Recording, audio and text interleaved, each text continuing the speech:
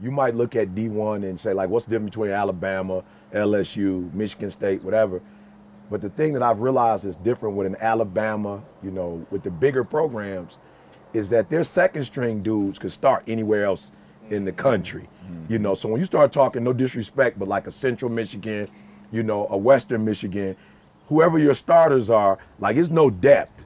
Like, after the starters, it's a wrap, you know, whereas you saw it in the national title. Have we ever seen a team before like Alabama where coach call out the starting quarterback, you bring a freshman dude in who ain't played the whole year, and he bring the team back and win the championship? In a tight game. Everybody in Atlanta just turned off the podcast. I'm just saying, you know, and I feel like, you know, that's what I have in this group. You know, it's like when LeBron went to Miami for the first time, he was like, yo, I ain't never practiced like this before. You know, normally when I practice, you know, or, you know, when they just doing a little, you know, scrimmages, he like, it's like play. But he was like, yo, when I went and Bosh and Wade on that side and we going up against them, he was like, yo, it was like a game, you know? So he was like, I never practiced to that level, you know? And so that's what I feel like, and it's no disrespect to anybody, but the majority of the work that I do, it has been playing my role and helping, you know, whereas with this squad, you know, it's like a KD. You could sit down and not play, you know what I'm saying, and still win. Some circles, you know, for real, you just got to put up your 50 to get a win. Other circles, you can just sit down and watch the game and be like, I get in where I want to get in, play where I want to play, and I know we still gonna win, you know. So for me, I think what I've been to others, I've finally gotten a group where, you know, for real, I'm coming to the session when I feel like coming to the session. Like, I don't feel like before I was there not on the speaker's tip. I was just there like, okay, is this done? Is that done? Because I can't be out here looking bogus. You know what I'm saying? Like, I'm trying to be the best at what I do. So I can't have mic problems. I can't have the slides wrong. That's going to take away from when I get up and I do my thing. Now it's just like, all right, D, I'll be back. She like, hold on for a minute. Let's eat. I'm like, all right, let's eat. All right, we started what time? 9. All right, I'll leave at 9:15. I'll see y'all at 10, get there, do my thing, get back in, go get her, come to the event. So I just feel like, man, I'm on a team where everybody's starters, you know, and it just takes the pressure off. And you can do it longer, you can do it better. You know, it's like I said, man, I was talking to somebody, I was like, yo, I'm retired, you know, and I get to retire while I can walk. You know, I get to retire while we still, you know, relatively young for retirement. So it just, he said iron sharpen iron. I think it's titanium sharpen titanium at this point. You know? Vibranium. Pass the mic to my brother, Vibranium. my brother Carl. Let the scientists go. Vibranium.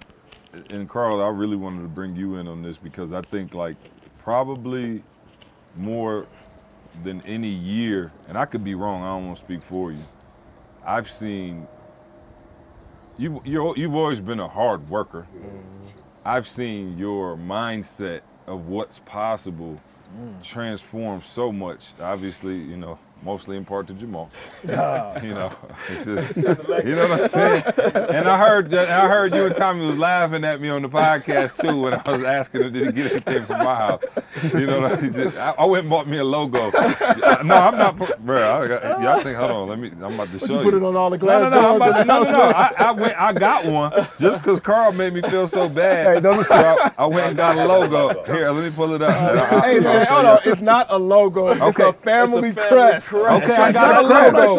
Right. I said a crest. Right. Wait, shoot. It's the logo.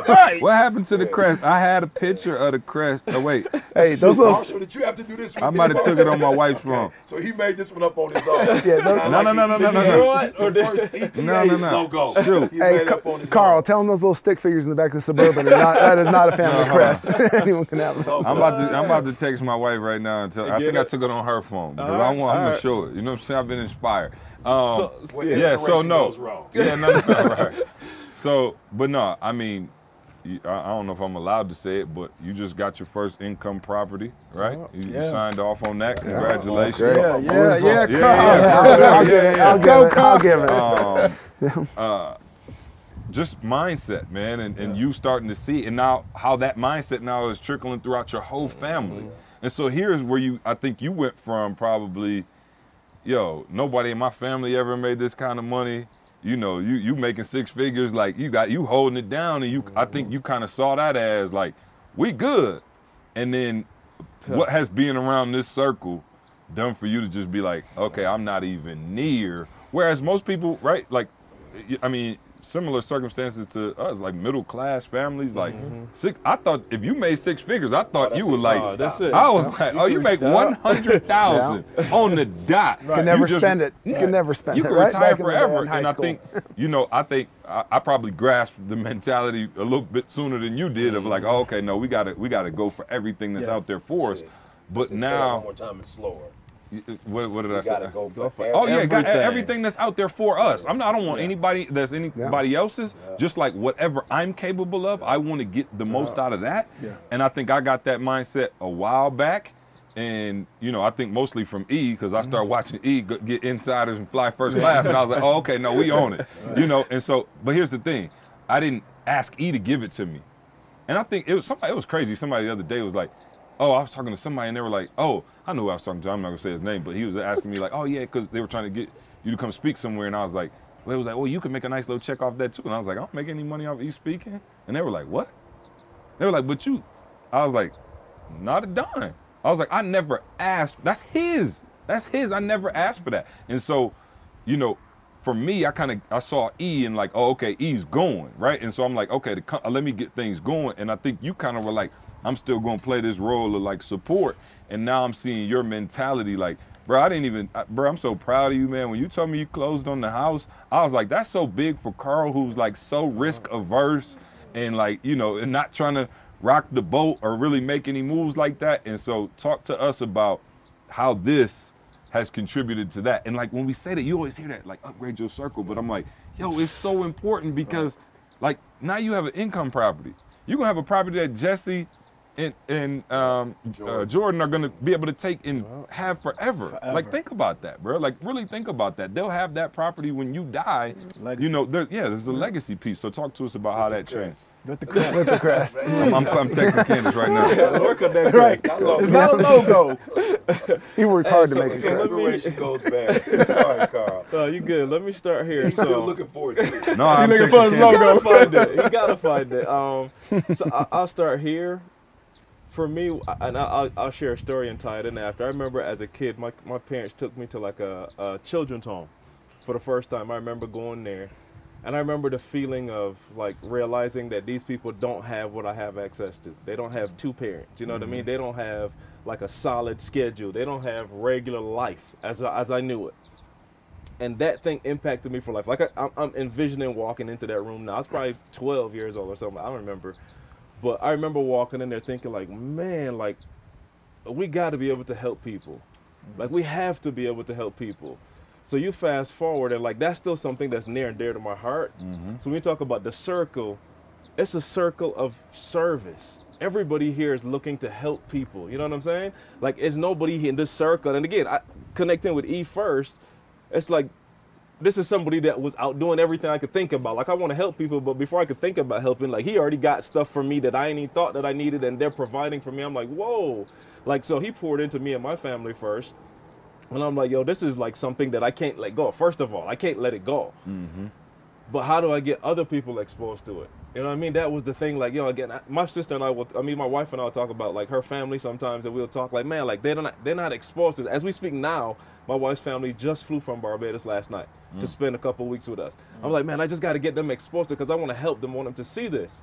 And to what C just said, everything that I did coming in, the chameleon nature and all that, it got me to a point where like I could serve, but it didn't get me to the point where I could help other people. Yeah. You know what I mean? It was like a level, you know, I got to the point where, and this was gratifying to me, but like I want to be able to help people on a much bigger scale. And both of y'all, so see, I'll get it for you. We talked about it, but the conversation that you two had that you shared with me when you first moved was like, man, if I'm not living to my fullest potential.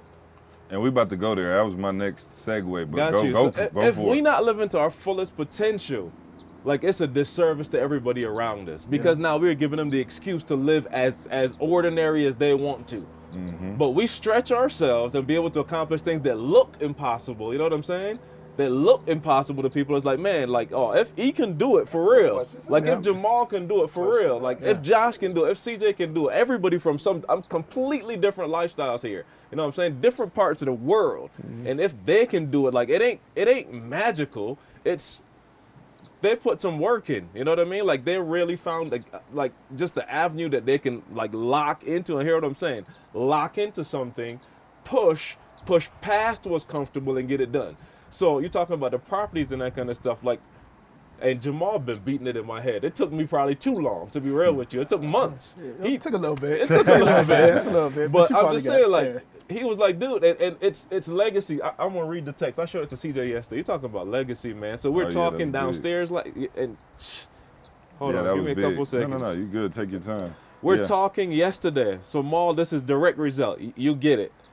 My wife texts me and says, this is exactly verbatim what your daughter just said. She's like, I'm typing what she said, so I'm reading it. Daddy, I want you to see me when you come back, and I will have you give me 100 kisses. When you come home, I hope you and me will have a great relationship every day. 3-year-old daughter, y'all. I will trust in my favorite daddy. I love you. My favorite. Come on. Come on, y'all. Come on. 3 kisses. 3 kisses. 3 bro. kisses. I went home and I started doing, not even like saying, I told my wife, like, watch this, I'm gonna be intentional. I started kissing her. One night she's like, Daddy, give me 100 kisses. Oh, sure enough, I gave her 100 kisses. Bruh, every night since then it's been 100 kisses. Come on. Every night since then. Come on. You get what I'm saying? I gotta step my game up. You I get was what I'm only saying? doing 3. Hey, you gave me 3. I was only doing 3. Hey, You took it to another level. And it took a minute. 100 Yeah. kisses took a minute, but bro, Yeah. what I just saw, like, are you serious? Wow. Like, that's what this exposure has brought me, and this is what I want other people to experience. So I can't stay here. Like, I gotta get myself in a position where, and Maul said something deep to me too. He's like, dude, not that finances is deep, but it's gonna do something with your confidence too. You know what I'm saying? Well, you gotta think about this and worry about that. It's another tool in the tool belt that I wouldn't have had before. So now that I'm fully equipped or getting better equipped, man, I can help so much more people see that this thing is real. Yeah, and Carl, You know what I'm money's not saying? important. Options are. Options are huge. Yeah. So y'all been filming this? Cause I just want to run off the cliff real quick. Just jump. I just want to run and jump off the cliff. This stuff is so. Yes, Rich.